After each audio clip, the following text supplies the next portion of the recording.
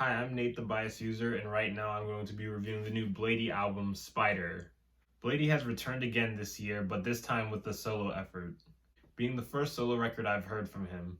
And I was a little divided on the calm and pushback production, but it ended up growing on me, with it feeling good to back up Bladee's feathery auto-tune vocals. As long as I'm engaged with these tracks, I'll appreciate what they have to offer. And I was able to easily pick up on the qualities of the record's intro, Understatement, where we get the typical cloud rap emo vocals from Bladee, and an 8-bit fuzzy synth that was fun. These were good stuff, but I was surprised the most when we got a drill rap drum beat that was able to fit in well with the cloud rap fill and didn't come off too overblown. There's a song, I Am Slowly But Surely Losing Hope, that hits less hard than it feels, because while the guitars combined with the heavy bass feels like a storm, even when backed up by the drums are still only tapping. It sounds like it might not work, but it results in a great track, just like plenty of others here. But early on, I didn't think I was gonna like every song here. The smooth passage of It's Okay to Not Be Okay was listenable, but I can't say the song's ambience by itself was special enough for me to want to come back to it.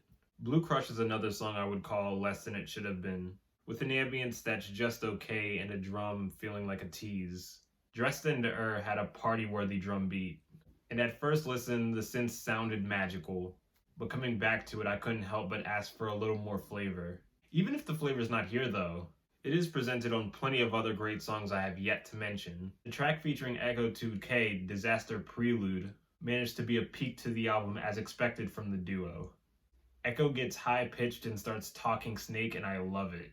I also like the static, mildly deep synths playing throughout, that I would call the synth equivalent to a harmonica. Drain Story is an enjoyably sounding clutter, and Bladee rapping over it just expresses him taking advantage of an enjoyable mess. Uriel Outro was an ambient closer that worked. The pianos were beautiful and the vocals' melancholy nature was catchy. There was also really good violins that I didn't know was needed until it showed up and had me out of it. Spiderr had duds. It wasn't the loudest record I've ever heard, but it did so much good in its volume and shows Bladee is one of the most unique producers and vocalists in the cloud rap scene. I don't see anything stopping him from making more, and I wouldn't want him to stop. I'm gonna give this album a 7.4.